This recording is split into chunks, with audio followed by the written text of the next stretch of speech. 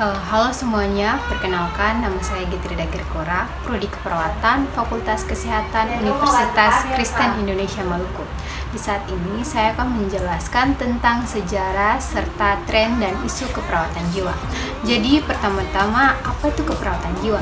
Jadi menurut American Nursing Association atau ANAM, keperawatan jiwa merupakan area khusus dalam praktek keperawatan yang menerapkan teori perilaku manusia sebagai ilmunya dan penggunaan diri sendiri secara terapeutik untuk meningkatkan, mempertahankan, dan memulihkan kesehatan jiwa pada fungsi yang terintegrasi dalam kondisi sehat dan sakit. Kemudian menurut WHO, keperawatan jiwa merupakan lulusan dari perguruan tinggi yang diakui dengan spesialisasi dalam keperawatan jiwa. Jadi yang disebut perawat jiwa yang diakui itu yang pertama nurse ditambah dengan S1 dan bekerja minimal 2 tahun. Yang kedua yaitu nurse plus S1 dan juga pasca sarjana dengan spesialisasi keperawatan jiwa. Nah, di saat ini saya akan menjelaskan tentang sejarah keperawatan jiwa. Jadi, saya akan menjelaskan bagian global dan juga di Indonesia. Jadi, sejarah keperawatan jiwa global terbagi menjadi 4 fase, yaitu yang pertama fase pada masa peradaban. Jadi, asal mula konsep psikiatrik dimulai pada zaman prasejarah ketika orang primitif percaya bahwa tubuh memiliki roh dan harus diusir untuk menyembuhkan orang dengan gangguan jiwa. Jadi pada zaman peradaban ini ada 3 tokoh yang terkenal. Yang pertama yaitu Hippocrates, yang kedua yaitu Aristoteles, dan yang ketiga yaitu Galens. Yang pertama yaitu Hippocrates pada tahun 460 sampai 375 sebelum Masehi. Jadi Hippocrates ini merupakan bapak kedokteran dunia. Hippocrates ini dia menerangkan bahwa perubahan perilaku dan gangguan jiwa disebabkan karena adanya perubahan 4 cairan tubuh atau hormon yang dapat menghasilkan panas, dingin, kering, dan kelembapan. Yang kedua yaitu Aristoteles pada tahun 382 sampai 322 sebelum Masehi. Jadi Aristoteles ini mengatakan pikiran dikaitkan dengan hati. Jadi ketika pikiran terganggu, maka fungsi dari tubuh kita juga terganggu.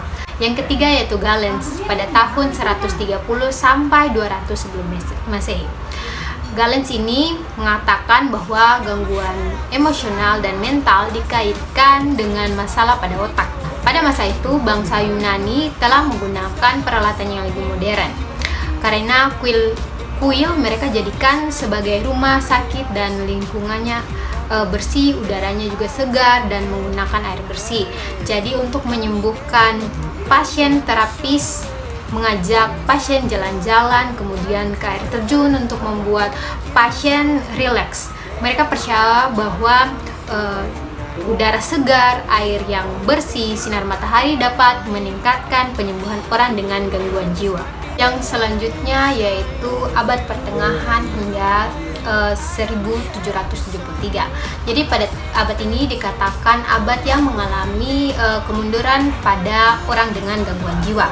Karena orang dengan gangguan jiwa akan dikucilkan di masyarakat dan dikurung.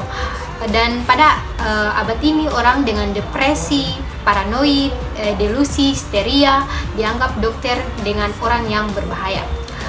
Kemudian namun pada tahun 1724 itu seorang pendeta Puritan bernama Caton Mather mematahkan mitos gangguan jiwa bahwa gangguan jiwa itu bukan hasil dari kerasukan setan atau sihir, namun gangguan jiwa adalah hasil dari perubahan fisik dari dalam tubuh penderita itu sendiri.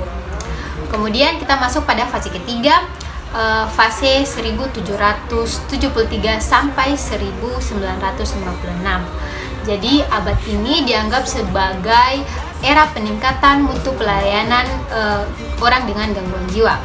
Jadi pada tahun 1843 ada sekitar 24 rumah sakit yang tersedia untuk perawatan gangguan jiwa. Kemudian ada Clifford Bars itu merupakan pasien dengan gangguan jiwa. Dia itu menulis pengalamannya sebagai pasien dengan gangguan jiwa. Yang selanjutnya yaitu Emil Kraepelin. Jadi dia mendeskripsikan terkait penyakit Alzheimer pada tahun 1910. Kemudian pada tahun 1920 itu Harry Stack Sullivan mendirikan bangsal untuk klien dengan diagnosa skizofrenia dan menunjukkan dampak positif dari lingkungan terapeutik yang memungkinkan klien bisa kembali ke masyarakat. Kemudian pada tahun 1936 lobotomi frontal itu pertama kali dilakukan pada manusia. Kemudian Peplau pada tahun 1956 dia mengatakan bahwa sejarah keperawatan jiwa dimulai pada tahun 1773. Kemudian pada tahun 1952 fenotiazin diperkenalkan di Amerika Serikat dan mengobati pasien psikosis.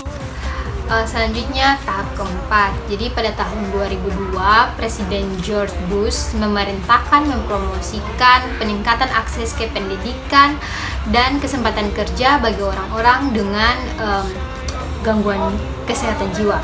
Kemudian selain itu, NAMI pada bulan Oktober 2002 menginisiasi untuk mempromosikan dan berinvestasi dalam penelitian dalam proses recovery dan pencegahan gangguan jiwa. Kemudian pada abad ke-20 keperawatan jiwa mulai berkembang.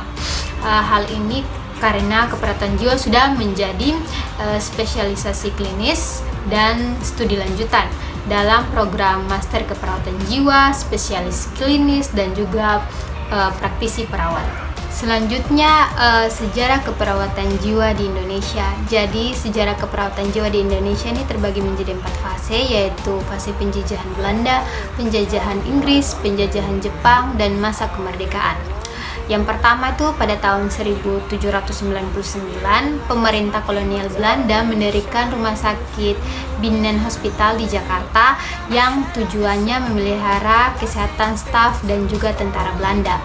Kemudian pada saat Inggris menjajah Indonesia pada tahun 1812 sampai 1816, semboyan mereka itu adalah kesehatan adalah milik setiap manusia. Pada saat itu ada upaya untuk meningkatkan pelayanan kesehatan. Lalu ketika kembali ke penjajahan Belanda, kesehatan masyarakat menjadi lebih baik. Hal ini karena didirikannya rumah sakit staf Verban atau biasa sekarang disebut RSCM, kemudian ada rumah sakit PGI, rumah sakit Santo Carolus, rumah sakit Santo Borromeus, dan juga sekolah-sekolah keperawatan. Kemudian yang ketiga yaitu penjajahan Jepang. Jadi ini disebut sebagai zaman kemunduran atau zaman kegelapan bagi keperawatan, karena kepemimpinan Jepang mengambil alih pemimpin rumah sakit. Lalu karena ketidaksediaan obat-obatan, wabah penyakit itu menyebar dan membuat masyarakat banyak yang menderita. Dan yang terakhir yaitu zaman kemerdekaan. Pada zaman kemerdekaan ini dilakukan pendirian rumah sakit dan balai-balai pengobatan. Pada tahun 1952 berdiri sekolah keperawatan, dan pada tahun 1962 Departemen Kesehatan mendirikan Akademi Keperawatan. Kemudian pada tahun 1985 UI mendirikan program studi ilmu keperawatan di Fakultas Kedokteran, dan setelah itu didirikan Fakultas Prodi Keperawatan di beberapa universitas. Nah, selanjutnya saya akan menjelaskan tentang tren dalam keperawatan jiwa. Yang pertama itu ada beberapa tren. Yang pertama perubahan demografi. Jadi karena perubahan extended family ke nuclear family menyebabkan keluarga kurang peduli. Banyak lansia yang mengalami kesepian karena anaknya itu aktif bekerja. Kemudian yang kedua itu tren penyakit. Jadi tren sekarang itu sudah berubah yang dulunya penyakit yang biasa saja sekarang menjadi penyakit seperti penyakit jantung, penyakit kanker maupun masalah gangguan jiwa. Kemudian yang ketiga yaitu perubahan sosial ekonomi, dan yang keempat yaitu perkembangan teknologi. Jadi perkembangan teknologi ini di mana perawat dituntut untuk menguasai komputer. Perawat dituntut memahami perubahan konsumen tersebut dalam memaksimalkan peran dalam meningkatkan mutu pelayanan. Selanjutnya teman-teman bisa melihat gambar di samping, itu merupakan informasi yang disajikan melalui layanan publik seperti video, situs web, pamflet, dan juga iklan. Selain itu, tren yang ada sekarang yaitu NAMI memprotes, seperti salah satunya itu NAMI memprotes salah satu program TV di mana menampilkan seorang pria membunuh orang-orang di sekitarnya, dan itu dapat menyebabkan orang-orang dapat memicu untuk melakukan hal kekerasan. Kemudian tren yang terbaru itu intervensi dengan pendekatan kontak yang diimplementasikan kepada publik. Program NAMI di mana orang dengan gangguan jiwa berbagi pengalaman, tantangan, dan stigmanya kepada masyarakat. Kemudian selanjutnya yaitu isu. Jadi isu secara umum itu yang pertama kurangnya evidence base karena perawat sulit menjustifikasi secara ilmiah tindakan keperawatan. Maka dari itu evidence base harus ditingkatkan. Kemudian yang kedua yaitu peran perawat yang tidak jelas. Isu dalam etik pelayanan keperawatan jiwa, yang pertama yaitu pasien dikurung dalam penjara. Kemudian yang terakhir yaitu adanya restraint. Demikianlah hasil penjelasan saya mengenai sejarah dan juga tren serta isu dalam keperawatan jiwa. Semoga bermanfaat. Terima kasih.